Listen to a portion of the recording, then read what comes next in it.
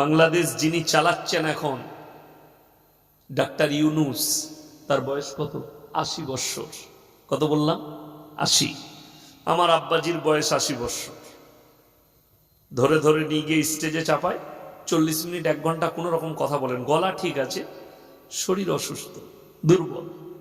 আমার আব্বাজির ডাক্তার ইউনূস সাহেবের বয়স ৮০ বৎসর।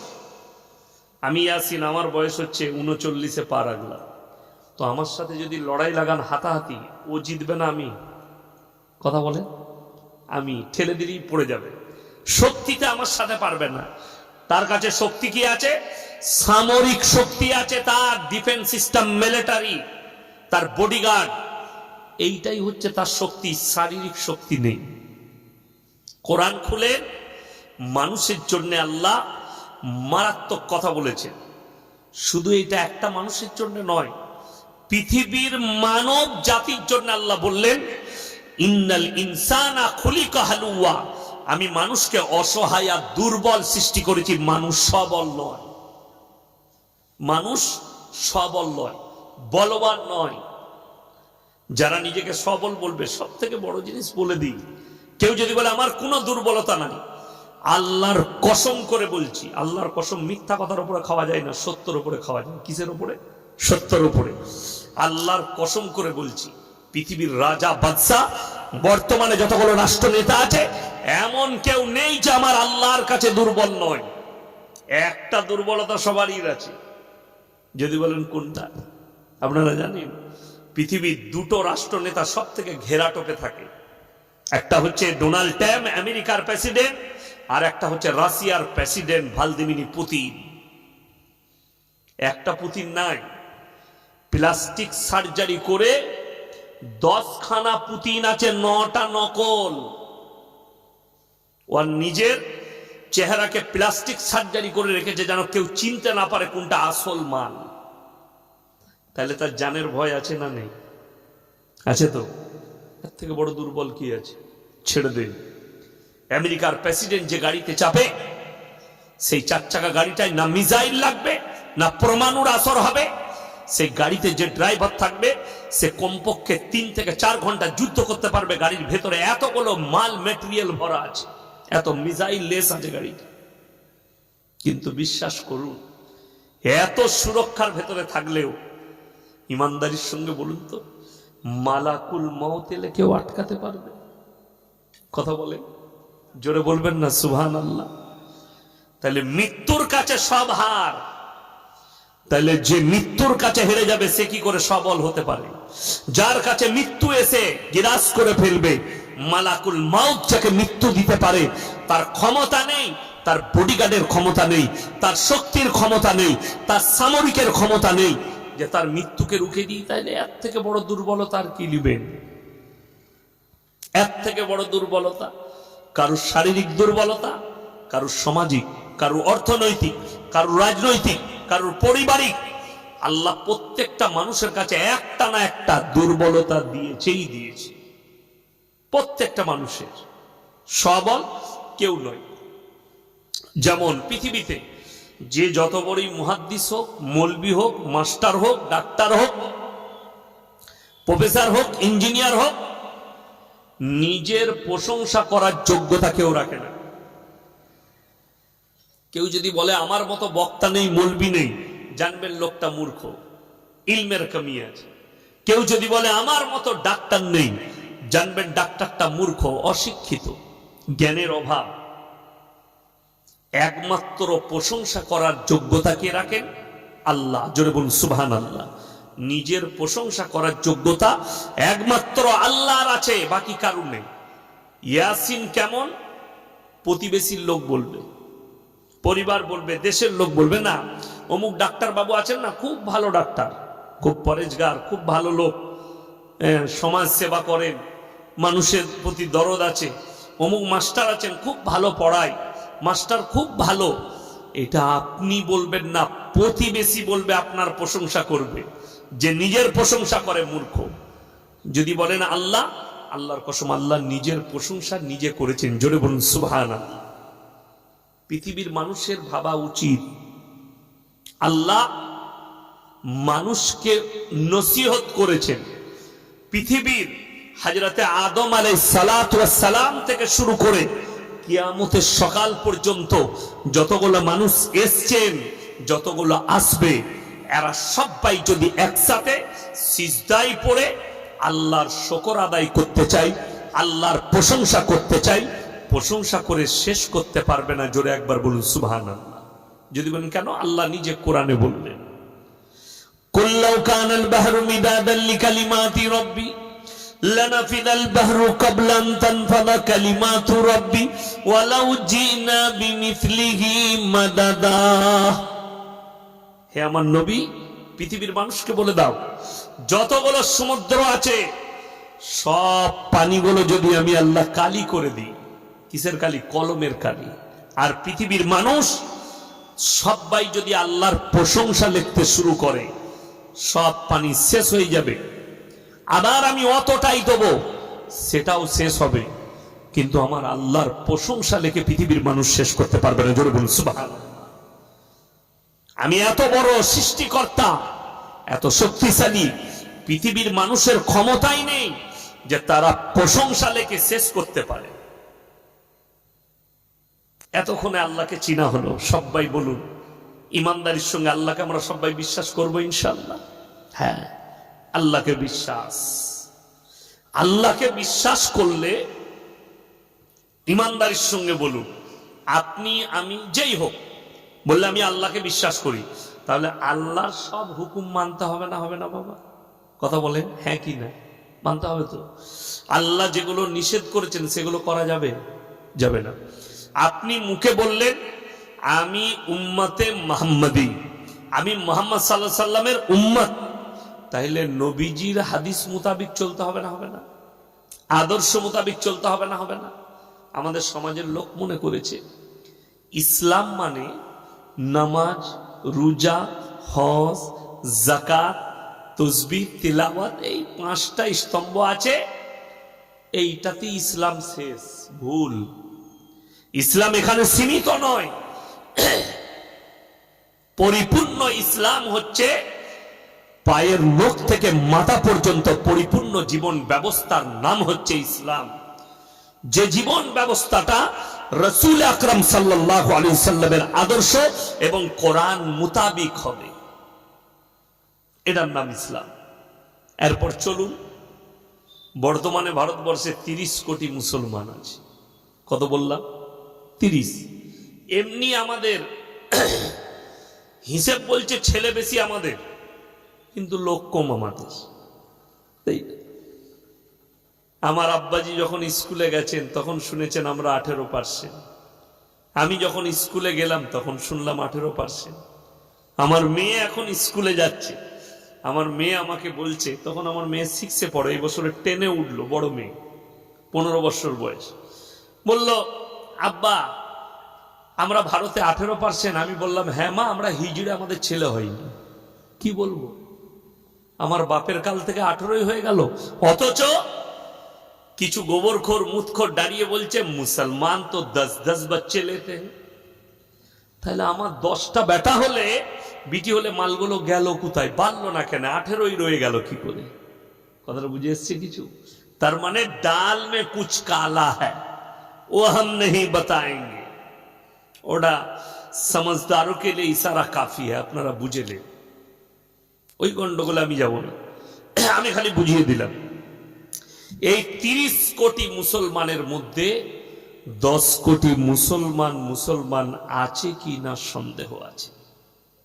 যদি বলেন হুজুর প্রমাণ দিবেন, আমি দলিল দিয়ে ঢেকে দিয়ে যাব, আপনাদেরকে ঢেকে দেব দলিল দিয়ে।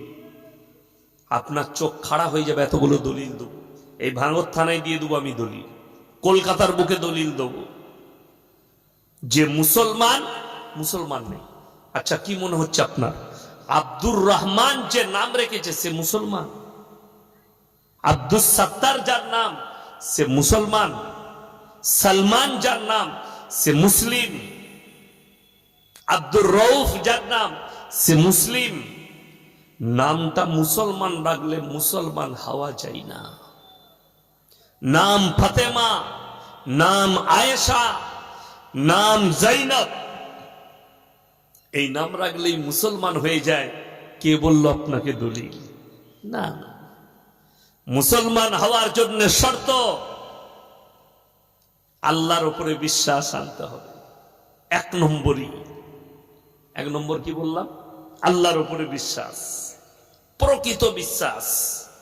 2 নম্বর, ফেরেশতাদের প্রতি, আল্লাহর যে ফেরেশতা আছে তাদের প্রতি যে আল্লাহর ফেরেশতারা হুকুম পালন করেন, আল্লাহ নিযুক্ত করে রেখেছেন, এটার উপরে বিশ্বাস। নম্বর 3, আসমানি কিতাবের উপরে। কিসের উপরে বললাম? আসমানি কিতাবের উপরে। নম্বর 4, যতগুলো নবী পয়গম্বর পাঠিয়েছি এদের উপরে বিশ্বাস। নম্বর 5, কিয়ামতের দিনের প্রতি, বিচারের দিবসের প্রতি। তবে আপনি ইমানদার, তবে আপনি মুমিন, তবে আপনি মুসলমান। এখন চলুন, আল্লাহ যেগুলো নিষেধ করেছেন, দেখুন মুসলমান আমরা মনে করি বিশ্ব ইজতেমায় কয়েক কোটি লোক হয়েছে, তাই না? কত মানুষ গেছে দোয়ার জন্য। আমি একটা জলসাই বলেছি, জলসাতে এসে বসলে ইয়াসিন সাহেব দোয়া করছে, আপনার কবুল হয়ে যাবে। আপনাকে কে বলল?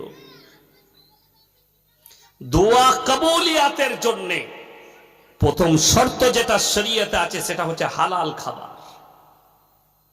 হালাল খাবার। আমি আপনাকে জায়গা বলবো না। গতকালকে দোয়া হবে, পরশু রাত্রে চলে গেছে অনেক মাতাল গাঁজাখোর, গোসল করে চলে গেছে আতর লাগিয়ে। দোয়াতে শরীক হবো, দোয়া কবুল হয়ে যাবে, বড় লোক হয়ে যাবো, নাহলে জান্নাতে চলে যাব।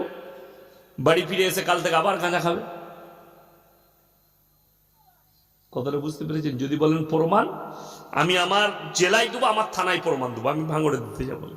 ভাঙড়ের মানুষকে আমি চিনি না, আপনারা জানবেন, ভালো আপনারা জানবেন। ওই জন্য আমার বন্ধুগণ একটা একটা করে শুনেন। আমাকে সবাই দাওয়াত দেয় না, ভালোবেসে দিয়েছেন আপনারা। আমার কথা কিন্তু গায়ে লাগবে, আর গায়ে লাগলে মহলম লাগালে আপনার উপকার আছে। আপনি যদি বলেন মহলম লাগাবো না, উঠে পালিয়ে গিয়ে ঘুমাবেন, নেকি পাবেন, শুনে লাভ নাই। গালি আমাকে দিতে পারেন, যদি আপনি হক গালি দেন আমাকে, আপনি আল্লাহর কাছে জবাব দিবেন যে আমি হক দিয়েছি। আর আমারটা যদি হক হয়, আমি জিতে যাব কিয়ামতের দিনে। হিসেব কিন্তু কিয়ামতের দিনে সকলের হবে, হবে না? হবে না। মৌলবি বলে ছাড় নেই, পীর বলে ছাড় নেই। যারা মনে করছেন না না হুজুরদের হিসেব হবে না, পীরদের হিসেব হবে না, তাদেরকে বলবো 8 পারা সূরায়ে আরাফ। কোন সূরা বললাম? সূরায়ে আরাফ 8 পারা। ফালানাসালান্নাল্লাযীনা উরসিলা ইলাইহিম ওয়ালানাসআলান্নাল মুরসালিন। হে আমার নবী, কিয়ামতের দিনে আমি নবী পয়গম্বরদেরকেও জিজ্ঞাসাবাদ করব। কে করবেন? আল্লাহ। কি জিজ্ঞাসাবাদ? নবীদিকে পাঠানো হয়েছিল দাওয়াত দিতে হকে, আপনি দাওয়াত দিয়েছিলেন, আল্লাহ দিয়েছি। আর তার উম্মত উম্মতিকেও জিজ্ঞাসা করা হবে যে তোমার কাছে দাওয়াত পৌঁছেছে কিনা। জলসা করেছেন, বক্তা কি বলল, গলা কেমন, এটা নয়। কিয়ামতের দিনে এই জায়গা সাক্ষী হবে, এই জবান সাক্ষী হবে, আপনার চোখ, আপনার কান, আপনার নফস সাক্ষী হবে। ইয়াসিন সাহেব এসে বয়ান করে গেছে, আল্লাহ আমাকেও জিজ্ঞেস করবে কি দাওয়াত দিয়েছিলে, আর আপনাকেও জিজ্ঞেস করবে তুমি কটা আমল করতে পেরেছিলে। উভয়ই জিজ্ঞাসাবাদ হবে, কেউ কি আল্লাহ ছাড়বে? আগে চলুন ইমানদারির সঙ্গে বলুন, ইসলামী শরীয়তে, আমি কি অন্য ধর্মের কথা বলি না কোথাও, ইসলামী শরীয়তে সুদ খাওয়া হারাম না হালাল? জোরে বলুন। হারাম। তাহলে ভাঙড় থানায় একটাও মুসলমান সুদ খাই না, আশা করি। কথা বলে না? সুদ খাই না তো ভাঙড় থানায় একজনও মুসলিমরা? আপনারা কথা বলবেন না? খাই না, রেকর্ড হয়ে যাবে, রেকর্ডিং হচ্ছে, পশ্চিম বাংলার লোক শুনতে পাবে, আর ভাঙড়ের লোক জানতে পাবে যে অমুক গ্রামটার নাম কি, জিরনগাছায় এসেছিল ইয়াসিন সাহেব, ওখানকার লোকরা বলেছে ভাঙড় থানার একটাও লোক মুসলিম সুদ খায় না। ঠিক তো? খায়? আপনারাই বললেন হারাম। আচ্ছা বলুন তো, এই হারাম শব্দটা এটা কোনো মৌলবীর বানানো কথা? বলেন, নবীজি সাল্লাল্লাহু আলাইহি সাল্লাম হারাম বলেছেন, আল্লাহ কোরআনে হারাম বলেছেন। জোরে বলুন সুবহানাল্লাহ। এটা তাহলে কোনো মৌলবী মুফতির ফতোয়া নয়। কোরআন বলেছে ওয়াহাল্লাল্লাহুল বাইয়া ওয়া হাররামার রিবা, সুদকে হারাম করেছি, ব্যবসাকে হালাল করেছি। জোরে বলুন সুবহানাল্লাহ। আপনি ব্যবসা করুন, হালাল, ব্যবসার মধ্যে বরকত আছে। ব্যবসা নবীজি সাল্লাল্লাহু আলাইহি সাল্লামের সুন্নাত, ওই জন্য ব্যবসায় বরকত রেখেছেন আল্লাহ। আমার বন্ধুগণ, আমার ভাই, ব্যবসায় বরকত আছে, সুদ হারাম, সুদেতে বরকত নেই। আল্লাহ হারাম বললে, নবীজি সাল্লাল্লাহু আলাইহি সাল্লামের হাদিস, কোন ব্যক্তি একবার যদি সুদ খায়, কবার বললাম কথা বলেন, একবার যদি সুদ খায়, নিজের মায়ের সঙ্গে, জন্মদাতা মায়ের সঙ্গে 36 বার জিনা করার সমান পাপ হবে। বলুন নাউজুবিল্লাহ। এরপর যদি কোনো সুদখোর থাকেন, কারো কাছে আমার আওয়াজ পৌঁছাচ্ছে কারো কানে, তাকে অনুরোধ করে বলবো, যদি তোমার কোনো বাপের বেটা সুদকে হালাল বলে দিবে, আমি আর জীবনের সমাজের মুখে কথা রাখবো না। এটা দক্ষিণ 24 পরগনার উত্তর, দক্ষিণ। আমি আর দক্ষিণ 24 পরগনায় জীবনে দাওয়াত দেব না, চ্যালেঞ্জ ছুড়ে গেলাম, আর জীবনে নেব না। খালি আপনি একটা মৌলবীরকে ডেকে নিয়ে আসুন, একটা মুফতিকে নিয়ে আসুন, যে কোনো হুজুরকে নিয়ে আসুন, তিনি খালি স্টেজে এসে বলে দিবেন আপনি ভুল বললেন, সুদ খাওয়া হালাল।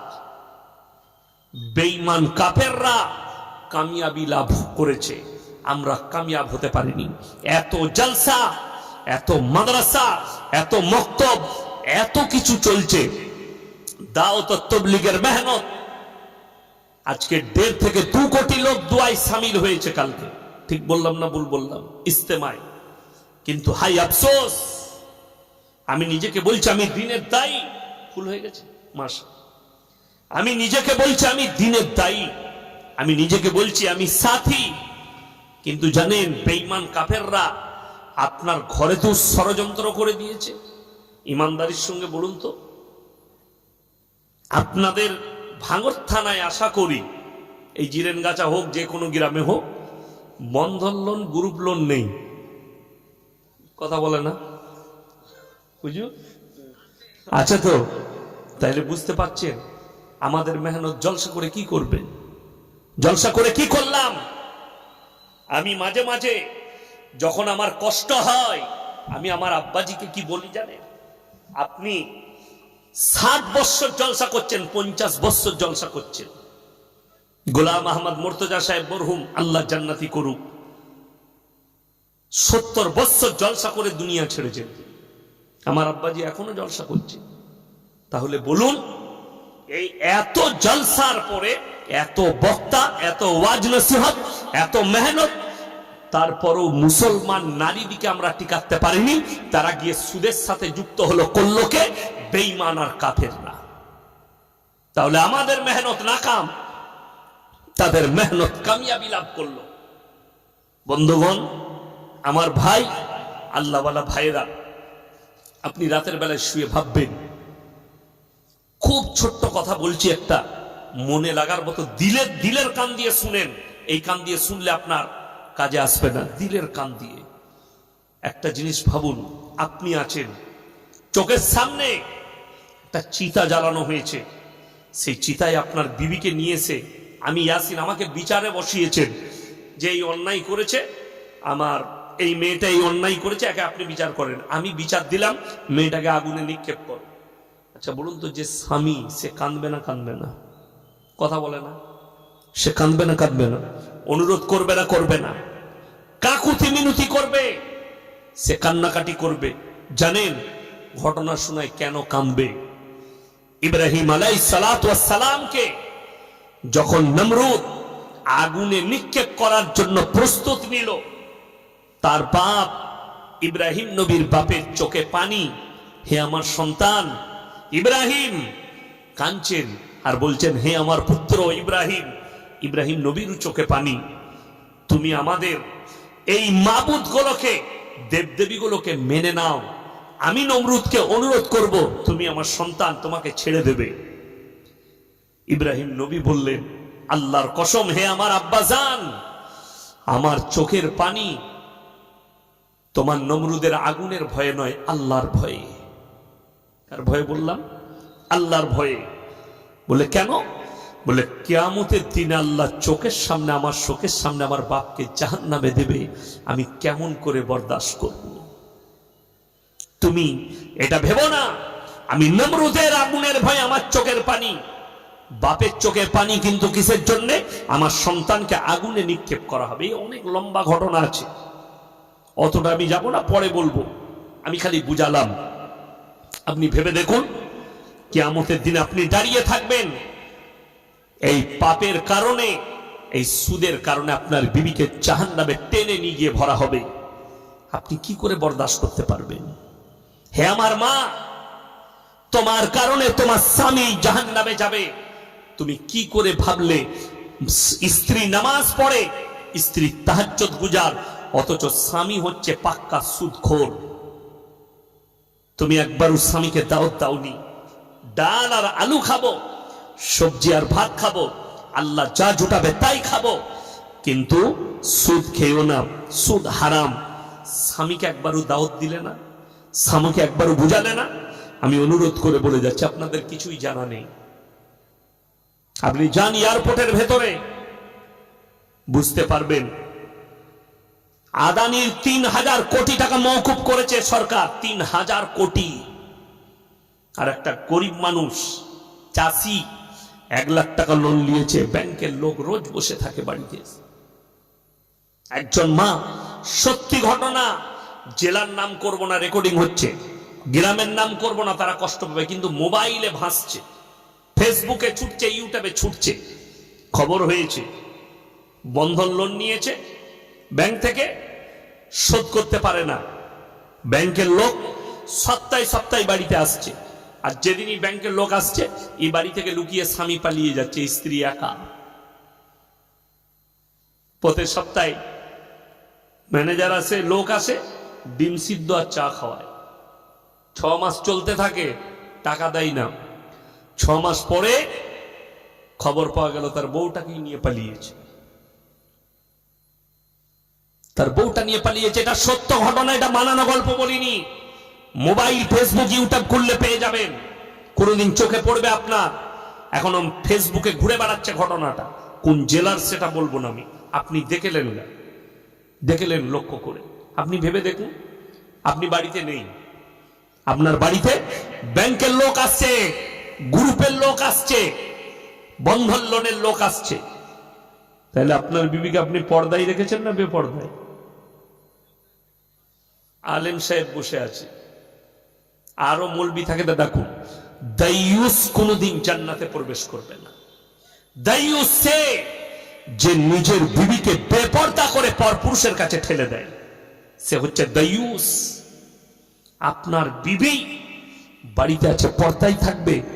আপনার বিবির কাছে প্রত্যেক দিন একটা করে লোক আসবে ব্যাংক থেকে, আর আপনি সহ্য করছেন। যদি বলেন হুজুর গরিব মানুষ, খেতে পাই না, শুনেলেন এখনকার ছেলেরা নামাজ পড়ছে 3 দিন 1 সপ্তাহ, পাপে জড়িত আছে। এরা আবার চায়ের দোকানে বলে কি জানেন? ও আমাদের বাপ দাদুরা ভালো নামাজ জানতো, আমি আগে জান্নাতে যাব। আমরা ভালো নামাজ জানি, সূরাটা ভালো জানি, দোয়াটা ভালো মুখস্থ করেছি। ওরে পাগল, কোরআনকে জিজ্ঞেস করো, কোরআন বলে দিবে তোর বাপ দাদুরা আগে জান্নাতে যাবে না, তুই যাবি। কোরআন খুলে, সাবিকুন সাবিকুন উলাইকাল মুকাররাবুন ফি জান্নাতিন নাঈম সুল্লাতুম মিনাল আউয়ালিন ওয়া কালিলুম মিনাল আখিরিন।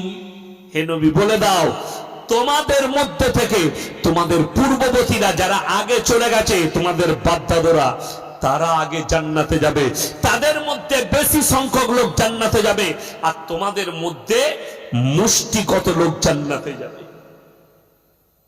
অবাক হবেন, সুদ হারাম, সুদ খাচ্ছে, মুসলমান ছাড়ে না কেন সেটাও বলে দেব। মদ গাঁজা হারাম না হালাল? কথা বলেন, হারাম। আপনাকে আমি এই ভাঙর থানায় দেখিয়ে দেবো মুসলমান মদ বিক্রিও করছে, মুসলমান পানও করছে। ঠিক বললাম না? এই ভাঙর থানায় গাঁজা মুসলমান বিক্রি করছে, মুসলমান পান করছে, দুটোই হারাম। বিক্রি করাও হারাম, ছোঁয়াটাও হারাম, পান করাটাও হারাম, দুটোই মুসলমান করছে। বড় কষ্ট লাগে, দুঃখ লাগে, বেদনা লাগে। এটা মুসলমান করতে পারে? হাদিস শোনাবো, আপনার চোখ দিয়ে পানি আসবে। এত ভয়ঙ্কর হাদিস নবীজি সাল্লাল্লাহু আলাইহি সাল্লাম বর্ণনা করেছেন, আপনি অবাক হয়ে যাবেন। ইমানদারির সঙ্গে বলুন, লটারির টিকিট হারাম না হালাল? হারাম। আপনি চলুন, আপনার মোড়ে দেখিয়ে দিচ্ছি, মুসলিম ছেলে সকালবেলায় লটারির টিকিট বিক্রি করছে, মুসলমান লটারি কিনছে, মুসলমান লটারি বিক্রি করছে হারাম জানার পরে।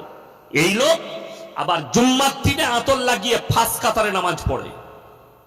আমি বললি খারাপ বলবি, সকালে যত পারবে চায়ের দোকানে ইয়াসিনকে গালি দাও, আল্লাহর কসম আমি আল্লাহ ছাড়া কারো পরোয়া করি না।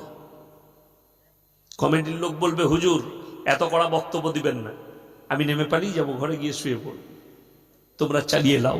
আমি যদি না হক বলে থাকি, আপনি বলবেন যে না লটারির টিকিট হালাল, আপনি লটারি বলবেন না। আমার কিন্তু চাকরি যাবার ভয় নাই। আজকে চাকরি যাবার ভয় আছে, ইমাম সাহেবের চাকরি যাবার ভয় আছে, ইয়াসিনকে তাড়াতে পারবে না। আমি তো ভাড়া করা লোক, বলবো যতক্ষণ থাকবো বাস, তুমি শুনবে শুনো, মানবে না মানবে তুমি আল্লাহর কাছে জবাব দিবে, আমি আল্লাহর কাছে জবাব দেবো। তোমার কোনো ভালো মলবি থাকবে লটারি হালাল বলে দিবে, নিয়ে এসো। দুঃখটা কোথায় বলে দিই, লটারি ব্যবসা করে, হারাম ব্যবসা করে, হারাম কাজ করে, সুদ খায়, ব্যভিচার করে, অথচ মদ খায়, মদ বিক্রি করে, গাঁজা খায়, গাঁজা পান করে। এরা মনে করে আমরা জান্নাতে যাবই। কেন? আমাদের দেশে সিস্টেম আছে জান্নাতে যাওয়ার। কেন? হুজুর আছে, পার করিয়ে দিবে। সারা জিন্দগি সুদ খেলো, পুরো জিন্দগি হারাম জানার পরে। শুনেলেন, যারা হারাম জানার পরে সুদ খেয়েছে, নবীজি বললেন তারা যেন আল্লাহর সঙ্গে যুদ্ধ ঘোষণা করে দিল। যে লোক আল্লাহর সঙ্গে যুদ্ধ ঘোষণা করবে, এই লোক আর মুমিন থাকতে পারে? বাবা কথা বলে, এই লোক আর মুমিন থাকতে পারে না। আগে চলুন, খুব মজাদার কথা, যে সারা জিন্দগি সুদের উপরে জীবন কেটে গেল, হারাম জানার পরে এই লোক মারা গেল। আমাদের দেশের সিস্টেম হচ্ছে মরে যাওয়ার পরে তার 40-এর মিলাদ, তার লেগে কোরআন খানি, তার লেগে দোয়া। ও অসুবিধা নেই, বর্ধমান থেকে ইয়াসিন হুজুর আসবে, ইসালে সওয়াব হবে। আমাকে দাওয়াত দিলে ভাঙড়ের লোক, হুজুর বাপের মিলাদ পড়াতে হবে, যাব, ইসালে সওয়াব হবে, দোয়া করতে। টাকা কত লাগবে? বাবা 10,000 দিও। জি জি হুজুর দেবো। দেশি মুরগি দিয়ে ভাত আর পরোটার কাবাব আর ঝেড়ে খেয়ে নিলাম। এরপর শুরু